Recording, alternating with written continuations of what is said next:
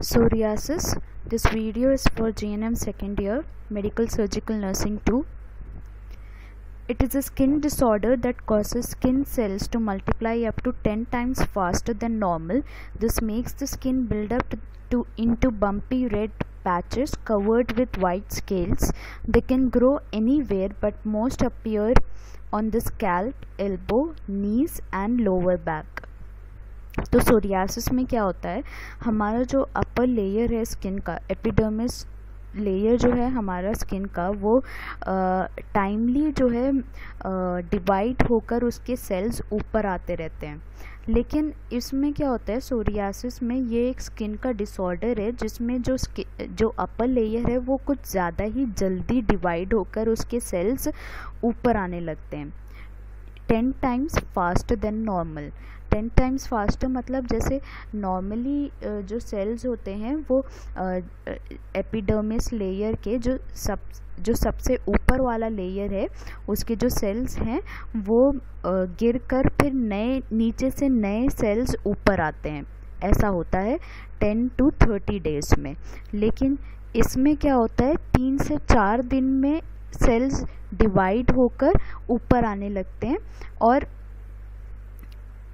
ये बहुत ही जल्दी 10 टाइम्स फास्टर देन नॉर्मल, ये बहुत फास्ट तरीके से होता है. और उससे क्या होने लगता है कि जो सेल्स है, जो स्किन है, it develops into bumpy red patches. एक रेड पैचेस डेवलप होने लगते हैं स्किन पे और वाइट स्केल्स से कवर्ड होते हैं वो पैचेस. और ये यूजुअली कहाँ होता है, ये वैसे तो ये कहीं पर भी हो सकता है बॉडी में, यूजुअली ये स्कैल्प पे होता है, एल्बोज पे, नीज पे और लोअर बैक पे. Psoriasis can't be passed from person to person. It does sometimes happen in members of the same family. तो सोरियासिस जो है ये एक इम्यून डिजीज़ है, ऑटो इम्यून डिजीज़ है. तो इसीलिए ये कंटेजियस नहीं है, ये एक आदमी से दूसरे आदमी में फैल नहीं सकते. लेकिन हाँ, ये डिजीज़ जो है हेरिडिटरी ज़रूर है. It is seen in one family. अगर किसी फैमिली में किसी के ग्रैंडफादर को है तो हो सकता है कि उसके फादर को भी हो और उसको खुद को भी हो, या फिर ग्रैंडफादर को है तो ग्रैंड सन या ग्रैंड डॉटर को हो. ऐसा हो सकता है फैमिली में, लेकिन ये एक दूसरे से फैल नहीं सकती. Psoriasis usually appears in early adulthood. For most people, it affects just a few areas. In severe cases, psoriasis can cover large parts of the body. The patches can heal and then come back throughout a person's life. तो ये ज़्यादातर early adulthood में होता है और कुछ cases में ऐसा होता है कि सोरियासिस जो है large part of the body को कवर कर रहा है. Otherwise psoriasis covers only few areas of the body. These patches can heal and then come back throughout a person's life. ये पैचेस जो है हील हो जाते हैं और ये बार बार पर्सन के बॉडी पे आते रहते हैं.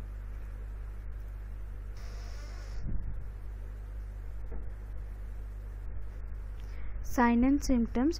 The symptoms of psoriasis vary depending on the type you have. Some common symptoms for plaque psoriasis. The most common variety of the condition include plaques on the red skin, often covered with silver colored scales.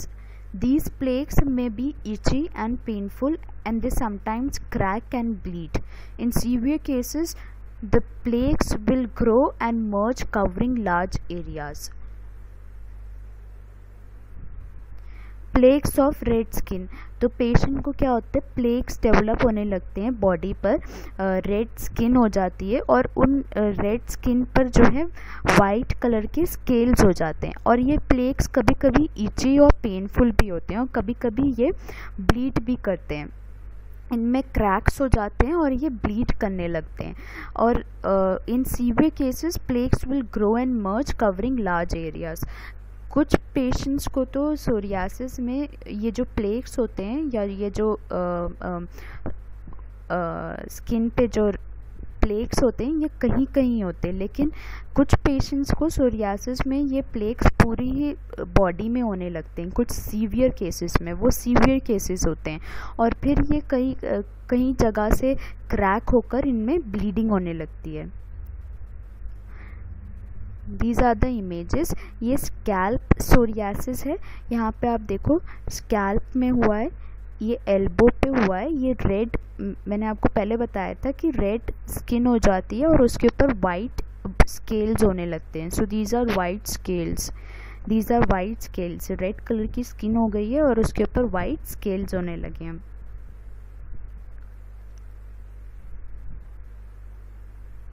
Disorders of the fingernails and toenails including discoloration and pitting of the nails. The nails may also crumble or detach from the nail bed. तो कभी कभी nails का भी psoriasis nails पे भी हो जाता है। तो नेल्स कुछ इस तरीके से हो जाते हैं, इसका पिटिंग होने लगती है नेल्स के और नेल्स क्रम्बल हो जाते हैं, मतलब ईजीली ये टूट सकते हैं और ये जो नेल बेड है, नेल बेड से कम्प्लीटली डिटैच होने लगते हैं nails. So this is nail psoriasis. Plaques और स्केल्स और क्रस्ट ऑन द स्कैल्प। तो स्कैल्प पे प्लेक्स होने लगते हैं, कभी कभी स्कैल्प, ये स्कैल्प सोरियासिस है तो इस पे प्लेक्स ऑफ क्रस्ट और scales develop on the scalp. ये स्केल्स होने लगे हैं स्कैल्प पे। People with psoriasis can also get a type of arthritis called psoriatic arthritis. तो ये बहुत कॉमन होता है, जिन्हें सोरियासिस होते हैं उन्हें अर्थराइटिस हो जाता है, तो उस अर्थराइटिस को हम बोलते हैं psoriatic arthritis. It can cause pain and swelling in the joint, और इसकी वजह से पेन होने लगता है जॉइंट में। अर्थराइटिस का मतलब क्या है? Inflammation of joint. और अर्थराइटिस पढ़ाते वक्त मैंने आपको बताया था कि arthritis is of many types, बहुत सारे टाइप्स के अर्थराइटिस होते हैं। रूमेटॉइड अर्थराइटिस होता है, ऑस्टियो अर्थराइटिस होता है। तो एक टाइप होता है सोरियाटिक अर्थराइटिस, जिसमें पेशेंट को सोरियासिस की वजह से अर्थराइटिस हो जाता है। और इसमें क्या होता है, जो जॉइंट्स होते हैं उसमें स्वेलिंग होने लगती है, पेन होने लगता है। The national psoriasis foundation estimates that 10 to 30% of people with psoriasis also have psoriatic arthritis. तो नेशनल सोरियासिस फाउंडेशन में ये बताया गया है कि जो 10 से 30% लोग हैं उनमें सोरियासिस हुआ है, जिसको हम सोरियाटिक अर्थराइटिस भी बोलते हैं। टाइप्स क्या क्या होते हैं सोरियासिस के? बहुत सारे टाइप्स होते हैं, इनमें से कुछ टाइप्स इधर हैं। Pustular psoriasis.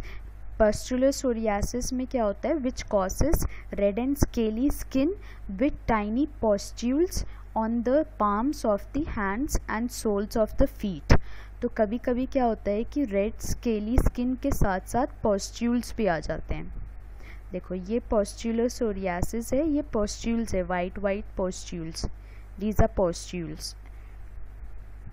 तो रेड स्केली स्किन के साथ साथ पॉस्ट्यूल्स आ जाते हैं पाम पे और फीट पे।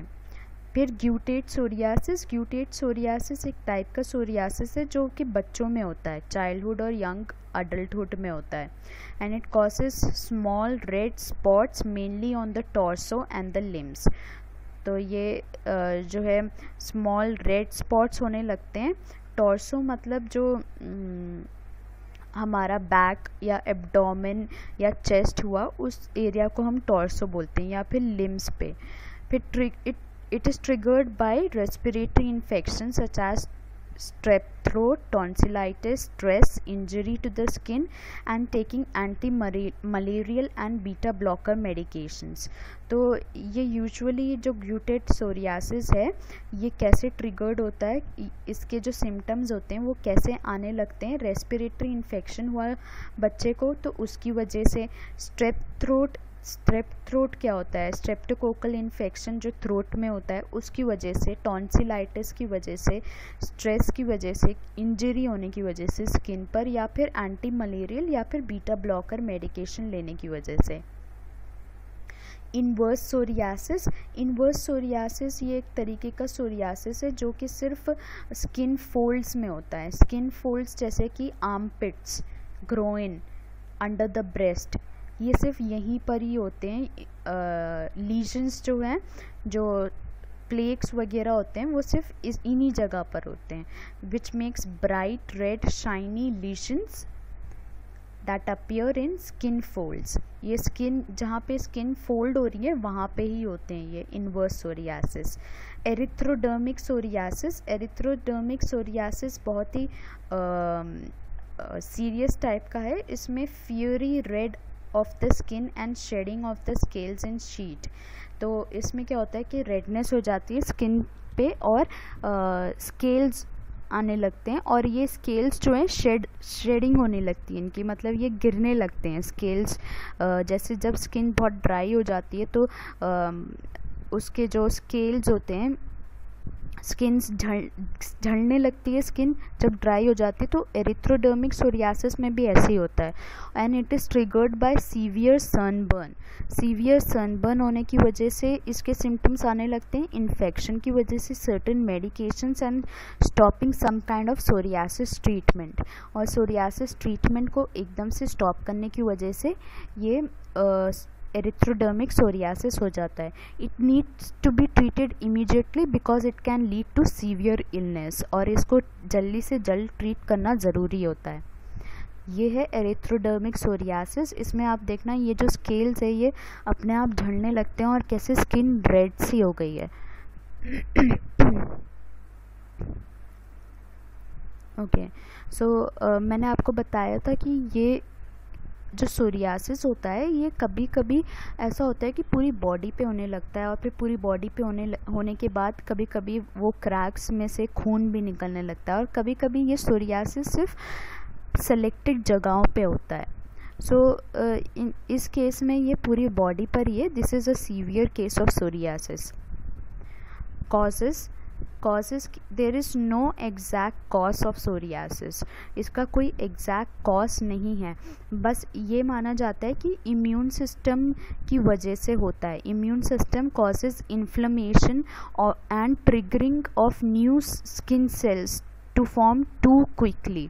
तो इम्यून सिस्टम क्या होता है, किसी किसी का इम्यून सिस्टम बहुत ज़्यादा सेंसिटिव होता है और वो इन्फ्लेमेशन की वजह से नए स्किन सेल्स को बनाने लगता है। Normally skin cells are replaced every 10 to 30 days। तो स्टार्टिंग ऑफ द स्लाइड मैंने आपको बताया था कि स्किन सेल्स जो है, नए स्किन, जो हमारी पुरानी स्किन होती है वो 10 से 30 दिनों में रिप्लेस हो जाती है नई स्किन से। लेकिन सोरियासिस में क्या होता है कि स्किन इतनी जल्दी ग्रो करती है, 3 से 4 दिनों में ये ग्रो होने लगती है। The buildup of old cells being replaced by new one creates those silver scales. और जो पुरानी स्किन है वो झड़ती नहीं है कि नई स्किन ऊपर आ जाती है।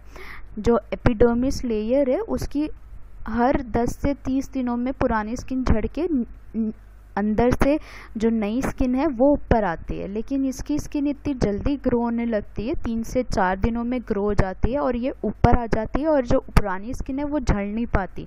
तो इसकी वजह से वो वाइट स्केल्स होने लगते हैं और स्किन रेड हो जाती है। Psoriasis tend to run in families.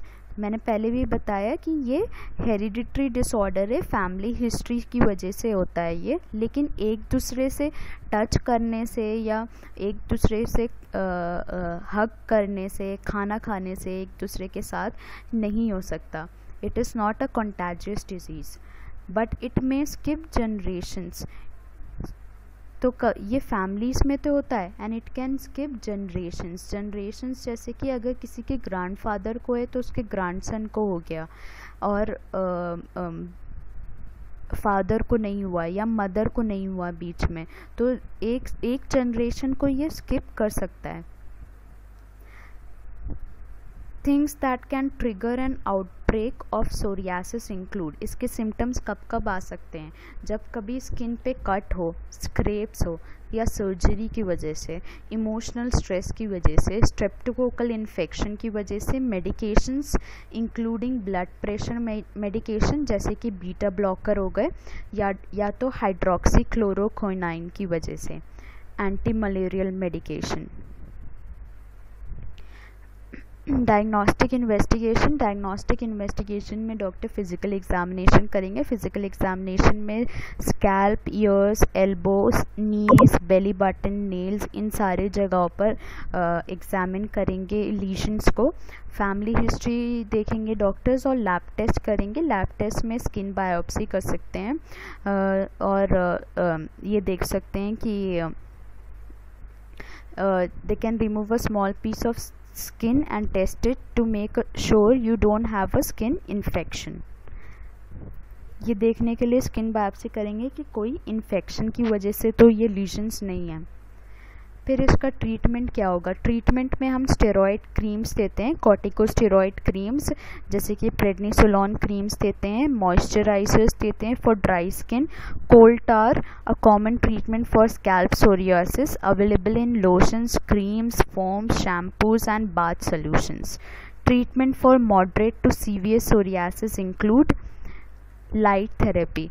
Light therapy देते हैं पेशेंट्स को। इसमें अल्ट्रा वायलेट लाइट जो होती है वो स्किन पे डालते हैं और उसके जो सेल्स होते हैं उनकी ग्रोथ को कम करने की कोशिश करते हैं with the help of the ultra violet light, और इसको PUVA बोलते हैं इस ट्रीटमेंट में, because psoralen ultra violet light का इस्तेमाल होता है, तो इसलिए PUVA, psoralen ultra violet therapy.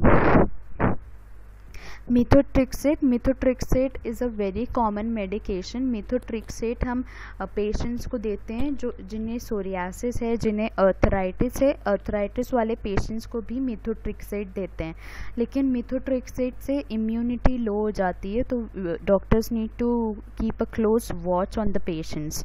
Retinoids basically vitamin A है, विटामिन ए देते हैं पेशेंट्स को। ये पिल्स या क्रीम्स या फोम्स या लोशंस होते हैं जो जिसमें विटामिन ए होता है। और इम्यून सिस्टम को सप्रेस करने की जो मेडिकेशंस होती है जब हम वो मेडिकेशंस पेशेंट्स को दे रहे हैं तो we need to have a close watch on the patients, क्योंकि it can also damage the kidneys and raise the blood pressure. There is no cure of psoriasis. Psoriasis का भी कोई क्योर नहीं है, but the treatment can greatly reduce the symptoms को reduce कर सकते हैं, सिर्फ इसका कोई क्योर नहीं होता। Thank you.